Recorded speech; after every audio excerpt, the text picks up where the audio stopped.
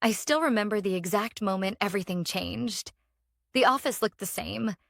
The humming of computers, the stale scent of printer paper, the morning sun casting golden stripes across my desk. But nothing was the same. Because the man who now stood in front of us wasn't my boss. He was my boss's son, and he had just inherited the company. "Good morning, everyone," he said, clapping his hands together like he was starting a motivational seminar. "As of this morning, I'm the new CEO." A polite, scattered round of applause followed. I didn't clap. Not because I was bitter, at least not yet, but because I already knew what kind of person he was. I had worked at Hamilton Tech Solutions for 17 years. I was there before his father even bought the building. I had helped build the infrastructure, wrote the very code the company ran on, designed the internal systems, and trained every new IT staff member myself. I wasn't just an employee. I was the backbone. But to Jason Hamilton, I was just another face in the crowd. An outdated relic from a time he wanted to erase. His father, Richard Hamilton, was nothing like him. Richard was old school but fair. He believed in loyalty and he appreciated dedication. He wasn't a tech genius, far from it, but he knew the value of the people who made things run. When his health started declining, he stepped back and left the company in good hands. At least, that's what he thought. I watched Jason as he strutted through the office like he was doing us a favor by existing. Designer suit, hair slicked back, jaw tight with smug ambition. He had a point to prove, and unfortunately that meant cleaning house. "Some changes are coming," he said with a fake smile. "Efficiency, optimization, streamlining. The usual. Some of you may not fit into the new vision of Hamilton Tech." I felt the eyes of my team drift toward me. They knew. Jason never liked me. Not because I did anything wrong. On the contrary. I had caught one of his disastrous coding attempts during an internship he barely showed up for. I saved the company from a major system breach he nearly caused. I didn't throw him under the bus back then. Maybe I should have. Later that afternoon, I got the email. "Meeting at 4 p.m. CEO's office. Jason Hamilton." I didn't panic. Not yet. I gathered my notes and calmly walked in. He didn't even look up when I entered. "Sit," he said coldly. I sat. He closed his laptop with a smug little flourish and leaned back. "Lisa, you've been here a long time." "Yes, almost 2 decades," I said. He smirked. "Exactly. A long time to be doing—" "What exactly? Patching legacy code? Babysitting the system?" I stayed silent. I knew where this was going. He leaned forward, his voice sharper now. "I won't spend another dime on a worthless employee. You're done here." I nodded slowly, my heart pounding, but my face calm. "Got it." Jason blinked as if he expected me to beg or argue. When I didn't, he smirked again. "Smart. At least you're not dramatic." I stood up, pushed the chair back gently, and turned to leave. "Oh, and HR will reach out about severance," he added, almost as an afterthought. I paused at the door. "Per the contract I signed with your father, severance is automatic, but you might want to check the terms of that agreement." He looked confused, but I didn't wait for a response. I walked out. Not just from his office, from the entire building.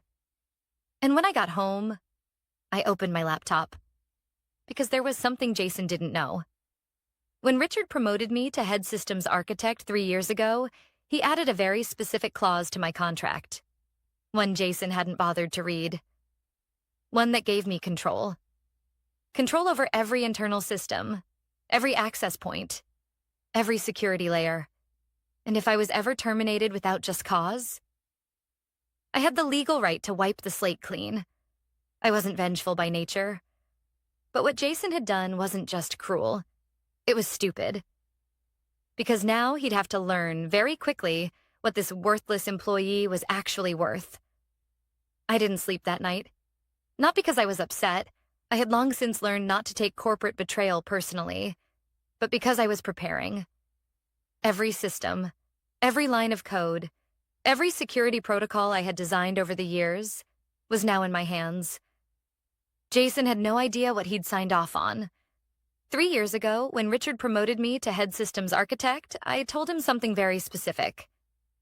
If I'm going to take full accountability for every system this company depends on, I need protection. Richard agreed. He trusted me. He valued me. So, together with the company's legal team, we drafted a clause that most CEOs would never allow. If I were ever terminated without just cause or severance, as defined by the contract, I had full authority to revoke my access, shut down all administrator rights, and remove proprietary system integrations. In short, I could wipe it clean. The clause was buried halfway through the contract under Emergency System Governance. I doubted Jason had read past the title page. The next morning, I woke up, brushed my hair, made some coffee, and sat down at my desk with a deep breath. I opened the remote systems dashboard. Every critical platform was still tied to my credentials. Jason hadn't even reassigned permissions. HR hadn't contacted me. No exit interview. No formal handover. He really thought I'd just vanish quietly. I hovered my mouse over the Emergency Lockdown Protocol tab and clicked. Immediately, a chain reaction began. Employee portal, deactivated payroll access, locked internal messaging platform, shut down CRM and client contact systems, frozen servers, still active but restricted from internal access. One by one, I watched the lifeblood of the company pulse, and then flicker out. I didn't delete anything. That would have been illegal. But per the clause, I had the right to disable access until a legal resolution was reached. It was a nuclear option designed for worst-case scenarios. This qualified. By noon, my phone was buzzing. Block number, then again, then a message from someone I hadn't spoken to in months. Mark, senior IT analyst. Hey, something's wrong with the system. Everything's going dark. Did you do something? Jason is losing it. I didn't respond. A few minutes later, a call came in from the company's front desk. I ignored it. Then, finally, Jason called. I stared at the screen for a moment. Then I answered, calm as ever. Lisa speaking. What? Did you do? He barked, not even pretending to be civil. I could hear panic in the background. Phones ringing, people shouting, the hollow tone of someone who had completely lost control. I followed the contract. I said simply, you should read it sometime. You shut down the entire system, he shouted. No, I said. I locked access to it. There's a difference. You're insane. No, Jason, I'm prepared. You made a decision without understanding the consequences. That's on you. I could hear him pacing now. He was furious, but underneath that, he was scared. He didn't understand how the systems worked. He thought firing me was just crossing off a name. He never realized how much I had built. How do I fix this? He asked, his voice sharp but quieter now. You don't, I replied. You're not authorized to make changes. There was a long pause. Then quietly. So what do you want? I could have said money. I could have demanded a massive payout, or an apology, or even my job back. But none of that mattered anymore. This wasn't about revenge. It was about respect. I want you to admit you were wrong, I said. Publicly. Not just to me. To your team. To your board. To the people who watched you dismantle a company you weren't ready to lead. He laughed bitterly. You think I'm going to humiliate myself over this? I smiled, even though he couldn't see it. I think you don't have a choice. Then I hung up. I spent the rest of the day answering messages from my former coworkers. Some were stunned. Others were quietly cheering me on. They'd seen the writing on the wall the moment Jason took over. But none of them knew what was coming next, because Jason had just made the biggest mistake of his short career, and by the end of the week, he would be begging for help. 2 days. That's all it took for chaos to spread through Hamilton Tech like wildfire. The systems I had locked down weren't just a convenience. They were the company's central nervous system. Payroll didn't process. Client accounts became inaccessible. Customer service couldn't reply to tickets. Even the office coffee machine was glitching because it ran on the same cloud-linked admin panel I had architected. By the third morning, I got a text from an unknown number. "The board is calling an emergency session today. Jason's in trouble. Just thought you'd want to know." No name, but I had a good guess. Mark? Maybe. Or someone from accounting. I had quietly earned the trust of more people in that office than Jason ever realized. Meanwhile, I was back to my freelance consulting work. My own clients, my own hours, my peace. But as much as I tried to ignore it, a part of me kept refreshing the news alerts and company chatter. Because this wasn't just about justice anymore. This was about watching a house of arrogance fall, brick by brick. Later that afternoon, the call came. Not from Jason this time. From a private number. "Ms. Carter, this is Diane Hart from the Board of Directors. We need to speak with you." Her tone was crisp, measured, the voice of someone used to holding power, but trying to stay polite. "Of course," I said. "When?" "As soon as possible. We'd like to meet over video in the next hour if you're available." She wasn't asking. I joined the call in a crisp black blazer, hair tied back, the same way I used to look when giving quarterly IT updates. 6 board members sat in sleek chairs behind polished mahogany tables. In the center of the screen, Jason, looking like a deflated version of himself. Collar loose, eyes red. His swagger had vanished. "Lisa," Diane began, "we understand there's been a disruption to our internal systems." "That's correct," I replied evenly. "And you were the architect behind those systems?" "I was," I said. "For the past 6 years. And per the clause in your executive contract, you had authority to revoke access in the event of wrongful termination?" "Only under specific conditions. Yes," I said, leaning slightly forward.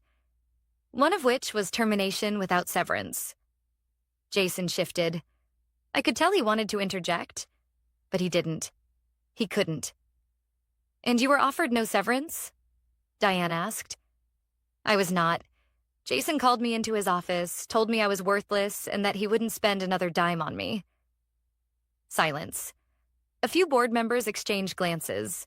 Someone coughed awkwardly. Diane turned to Jason. "Is that true?" Jason cleared his throat. "Look, I didn't think she'd actually answer the question." He glanced away. "I didn't review her contract fully. I thought it was boilerplate." I raised my eyebrows. "It wasn't." Diane took a slow breath. "So, just to clarify, the systems are not deleted, but access is restricted?" "Correct," I said. "They're secure, no data loss. I followed the protocol exactly as written." "And what would it take to restore access?" I paused. I wanted to make this clear, not just for them, but for Jason. An official retraction of my termination, a signed letter acknowledging the breach of contract, and a formal public apology from Mr. Hamilton. Jason's head snapped toward the camera. "Are you serious?" "I'm very serious," I said. "You publicly humiliated me. You terminated me without cause, without severance, and without any understanding of the systems I designed. You don't just get to press undo." Diane was quiet for a moment. Then she nodded. "We'll take your terms under advisement. Thank you, Ms. Carter." I logged off. That evening, I took a walk. The sky was low with gray clouds, the kind of soft overcast that made the streetlights glow like halos. 17 years. That's how long I gave that company. Through late nights, system failures, mergers, and panic mode deadlines, I stayed. I delivered. I never asked for more than what I earned. And Jason dismissed all of it with a single sentence. But now? Now he was learning something his father had understood from day one. Loyalty is earned, not inherited. I didn't want to destroy the company, but I wasn't going to save it at my own expense. And if Jason wanted to keep pretending he was in control, he was going to watch the entire machine fall apart without me. Jason didn't apologize. Not that day. Not the next. Not even after the company's main clients began to pull their contracts. He was still convinced he could fix it. I heard through a friend in accounting, off the record, of course, that Jason had brought in an external IT firm. They promised they could regain system access within 72 hours. What they didn't know was that I had built it like a fortress, not to be vengeful, to be secure. Because the kinds of systems Hamilton Tech relied on housed sensitive data. Legal documents, employee records, payroll structures, internal audits, client contracts.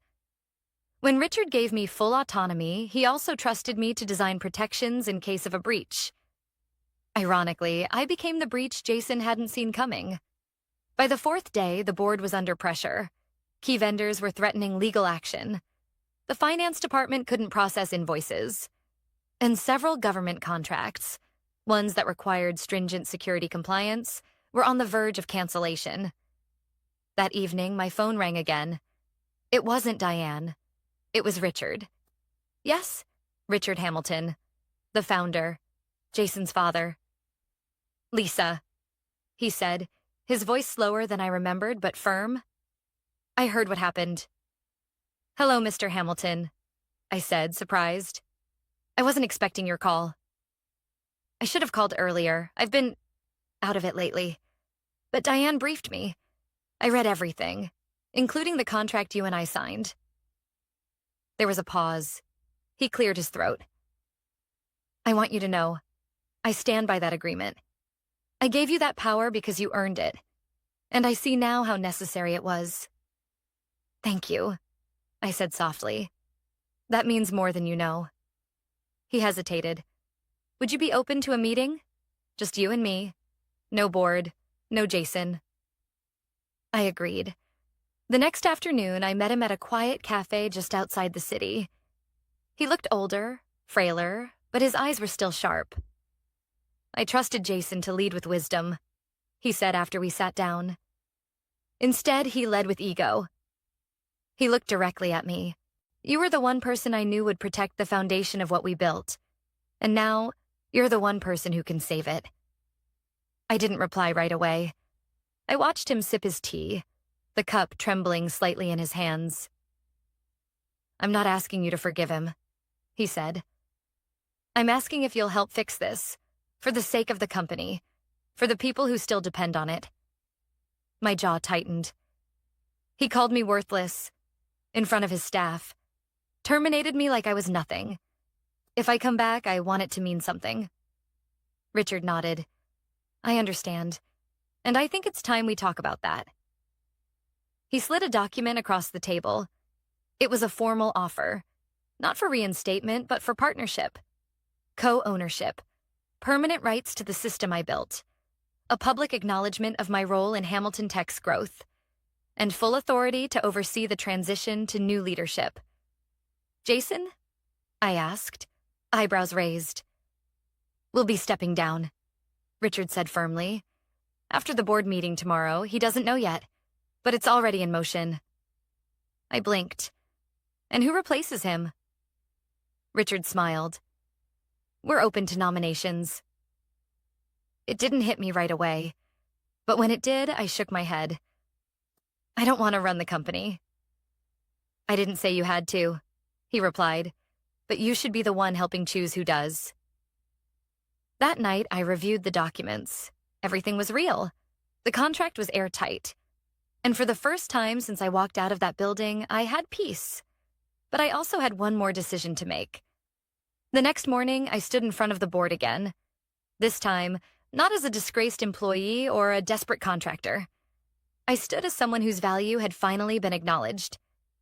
Jason was there too, eyes hollow, shoulders heavy. He didn't speak. Diane turned to me. Lisa, do you wish to restore the system? I nodded.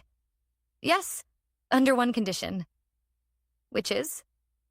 That the entire IT department receives back pay for the hours they've worked trying to clean up someone else's mess, and that every engineer under my former team gets a raise and permanent status. Diane looked impressed. Done. I entered the admin panel on my laptop, typed a few commands. Hit execute. The lights flickered on at Hamilton Tech. The heartbeat returned. I looked at Jason one last time. He wouldn't meet my eyes. I didn't need him to. This wasn't his story anymore. The system was back online. Emails were flowing. Salaries were processed. Clients returned. From the outside, it looked like the storm had passed. But inside me, something still lingered. I should have felt triumphant. I should have felt powerful. But all I felt was tired. 17 years. 17 years of late nights and early mornings, of eating lunch at my desk, of fixing what others broke, of holding up a company that never once made the effort to hold me back. And when I thought of how quickly Jason had tossed it all away with one sentence, "I won't spend another dime on a worthless employee," a quiet ache settled behind my ribs. It wasn't about revenge anymore. It was about worth, and how easily the world can pretend not to see it. I spent the next week transitioning the IT systems over to a new team, one I personally helped hire. I didn't want my name to be the only one holding up the infrastructure anymore. If I had learned anything, it was this.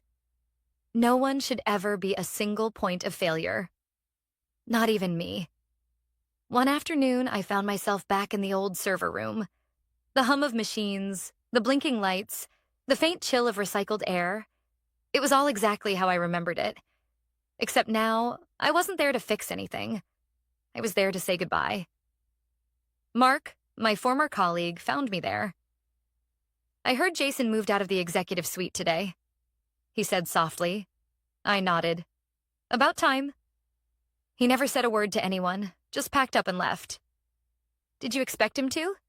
I asked. Mark shrugged. "Number. But I hoped maybe he'd at least say something to you." "I don't need his words," I said. He already gave me his silence when it mattered. Mark smiled faintly. "You know, we all watched what you did. Every single one of us. And we weren't just impressed, we were proud." That caught me off guard. "Proud?" "Yeah," he said. "You stood up for all of us. For every employee who's ever been undervalued. For every woman who's ever been told she's just something. For everyone who's ever been discarded by someone who thought a title meant intelligence." I blinked. My throat tightened unexpectedly. "You made us believe again, Lisa," he added. I had no words, just a quiet, grateful smile. That weekend, I visited my parents' grave. I hadn't been in months. They were both teachers, modest people who believed in effort over ego. When I first got the job at Hamilton Tech, they celebrated like I'd won the lottery. When I worked late into the night, they brought me food. When I was overlooked for promotion after promotion, they told me to keep going. I sat down between the headstones and rested my palms on the grass. "I did it," I whispered. "Not just for me, for everyone like me. For every person who was told they weren't enough. For every worker who got laid off with nothing but an empty box and a forced smile. For every unseen genius sitting in the back of a cubicle, making everything run while someone else took the credit." I stayed for a while, just breathing, listening to the wind in the trees, letting the silence wrap around me like a coat. The following Monday, I returned to the company one last time. Richard had asked me to come in, not for work, but for a formal ceremony. They wanted to honor me. I had hesitated, but eventually said yes. The entire company gathered in the main atrium. There were speeches, clapping, even a few tears. Then Richard stepped forward. He handed me a glass plaque etched with gold lettering. It read, "For 17 years of dedication, brilliance, and unshakable integrity, Lisa Carter." The applause that followed was long, loud, and sincere. But what moved me most was the line of employees who waited afterward just to shake my hand. Young engineers, admin staff, janitors, managers, people from every department. One woman, fresh out of college, held my hand a moment longer than the others. "I want to be like you someday," she said. I smiled. "Then be better than me. Start with that." That night, I went home, lit a candle, made some tea. And finally, for the first time in years, I slept without setting an alarm. Because I knew the company would be fine. And more importantly, so would I.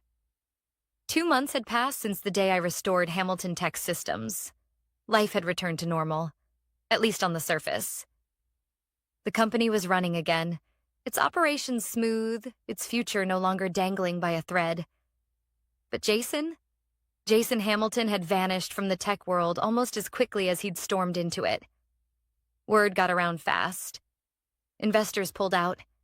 Clients questioned the company's leadership. Board members whispered about the embarrassment he had caused. And just like that, the golden boy who once smirked at me from behind a mahogany desk was gone. No new title, no shiny venture, just radio silence. I didn't celebrate. Not out loud. I didn't post about it. I didn't gloat. Because I didn't need to. People like Jason implode all on their own. They think power is inherited, not earned. They think people are replaceable. They think they'll never fall. Until they do. And when they finally crash, it's not the sound of impact that matters. It's the silence that follows. One afternoon, while sipping coffee in my home office, I got a message from someone unexpected. Hey, it's been a while. Can I call? Jason. I stared at the message for a long time. I didn't owe him anything, but curiosity got the better of me. I answered. His voice was quieter than I remembered. No arrogance, no smirk in his tone. Just exhaustion. I know I'm probably the last person you want to hear from, he began. You're not wrong, I said calmly. There was a pause. I just wanted to say, I was wrong. About everything. I didn't reply. I let the silence stretch. Let it sting a little. I didn't understand what you did. How much you carried. I thought, I don't know, that tech was just tools. Replaceable. I thought loyalty was optional. It's not, I finally said. It never was. I've lost everything, he admitted.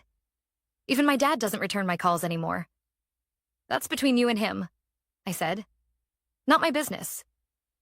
He sighed. You don't have to forgive me. I just needed to say it. Then say it clearly. He took a breath. I'm sorry, Lisa, for disrespecting you, for underestimating you, for not reading the damn contract. You didn't deserve any of that. I let his words hang there for a moment before answering. Apology accepted, I said, but don't mistake that for forgetting. I wouldn't dare. And that was it. He hung up. I closed my eyes and let out a breath I hadn't realized I was holding. Not because I needed his apology, but because hearing it reminded me how far I'd come. A few weeks later, I stood at the ribbon-cutting ceremony for my own company's new office. Carter Systems. It wasn't flashy. No marble floors, no glass walls. Just clean desks, fast computers, and a team of sharp, passionate engineers. Some of them from my old Hamilton team. Others, fresh graduates with eyes full of wonder. I gave a short speech. Nothing grand. Just the truth. I built my career in the shadows, I said. I was called just an employee, overlooked, undervalued, underpaid. But I kept building, because I believed in what I could do, even when others didn't. I paused, looked around the room. If there's one thing I've learned, it's this. Your worth is not determined by who sees you. It's determined by what you create, how you show up, and how you carry yourself when no one's watching. The applause that followed wasn't loud, but it was real. And in that moment, I didn't feel tired anymore. I felt whole. Today, I spend my days mentoring young tech professionals. I teach them not just how to write code, but how to write contracts, how to protect themselves, how to say no, how to demand respect. Hamilton Tech still exists, but it looks different now. Richard quietly retired. A new CEO, a woman named Dana, took over. She reached out to me for guidance during the transition. I told her one thing. Take care of your people, and they'll take care of the company. It's a lesson some never learn, and for others, it changes everything. As for Jason, last I heard, he was living in a studio apartment on the edge of the city. No one calls him Mr. Hamilton anymore. And in the tech world, his name is rarely spoken. But mine? It's on contracts now, on invoices, on systems, on the front door of a company I built from the ground up. Lisa Carter. Not a worthless employee, not a forgotten name, but a builder, a fighter, a woman who rewrote her own ending.